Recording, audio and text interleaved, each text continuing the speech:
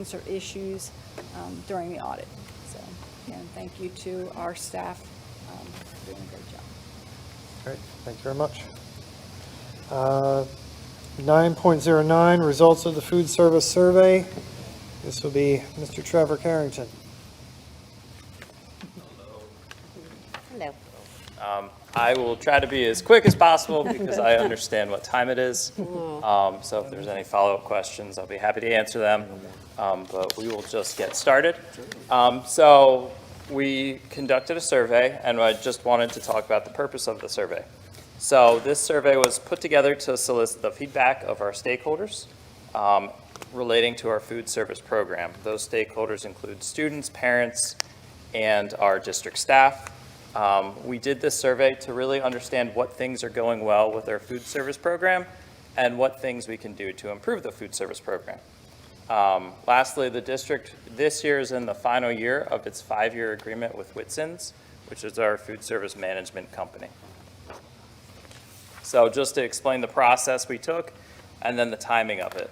The Food Service Advisory Committee, which is a subcommittee of our Wellness Committee, we generated the questions.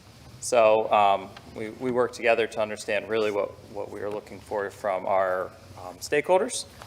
The survey was sent to parents, high school students, and staff at the end of October. We left it open for about a week for responses. Those results were then received, compiled, reviewed by the Wellness Committee in December. And this was really just done to understand what areas could be improved and what the district should know before its request for approval process. So last month, the board authorized the RFP for food service management companies. We really wanted to do this in tandem so we could kind of go into that process really knowing what our stakeholders were looking for. So survey results. From my view, I think we had really good participation. You kind of never know how well it'll go. We had 452 parent responses, and there's an asterisk there.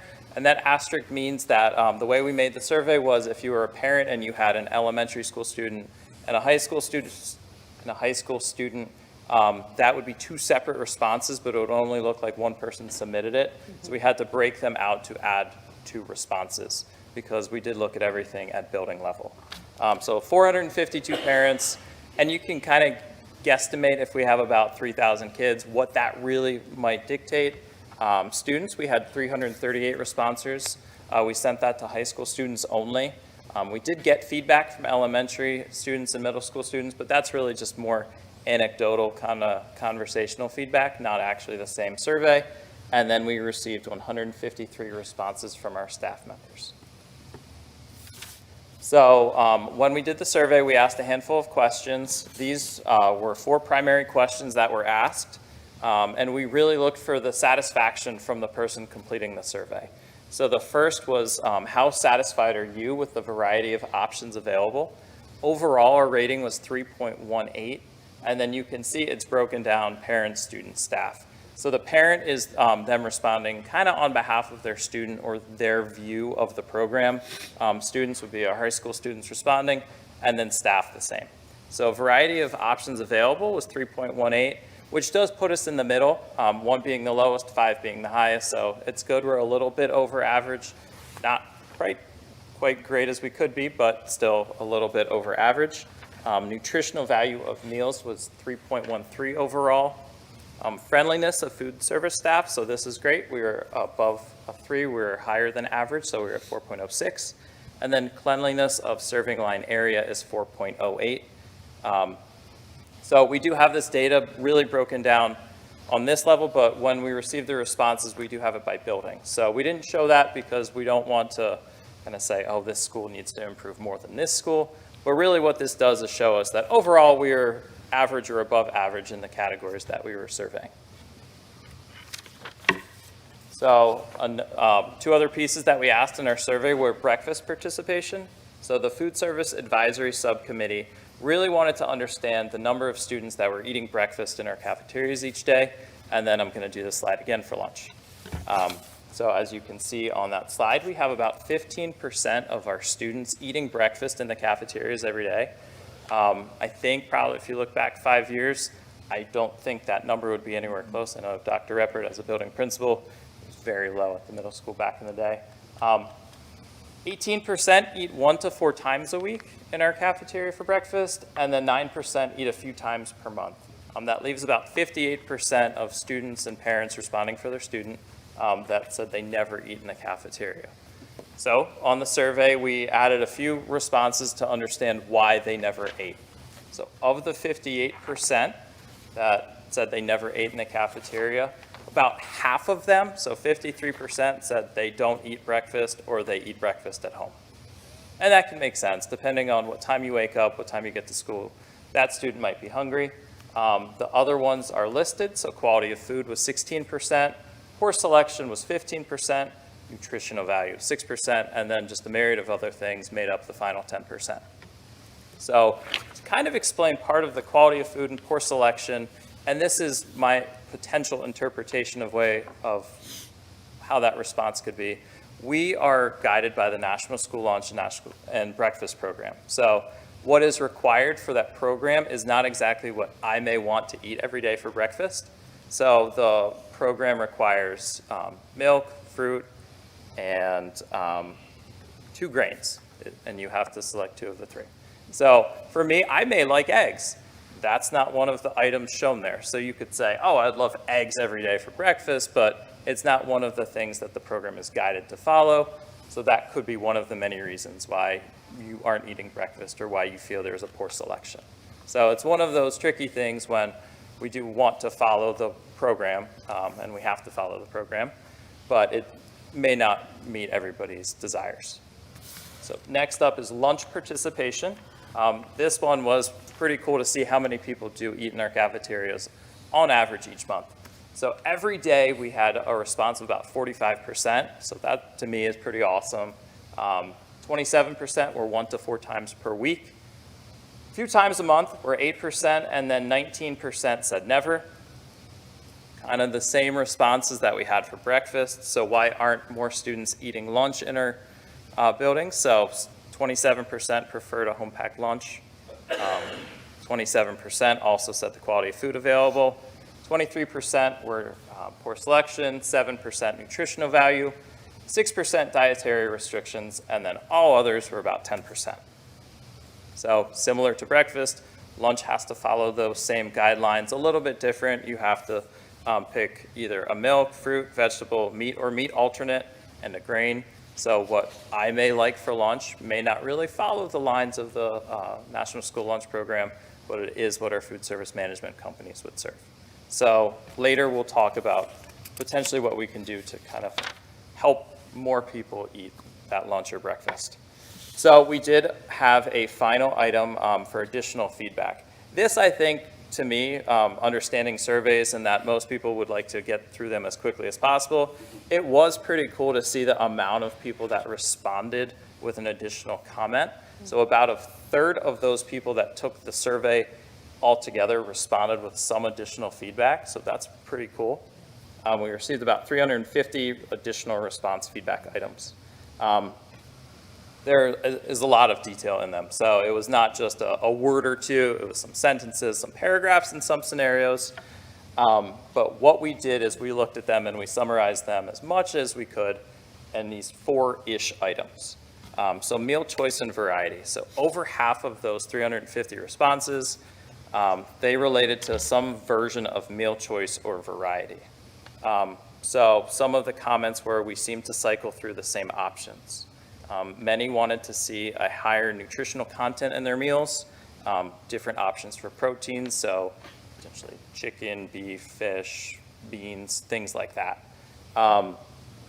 One of the difficult items with food service and food service on this scale is the ability for us to make everybody happy. So in order to kind of paint that picture, I'm going to read 2 comments.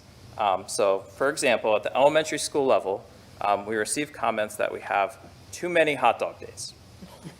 Also received a comment saying we don't have enough hot dog days. So we are happy that some think we have too many and some may think we don't have enough.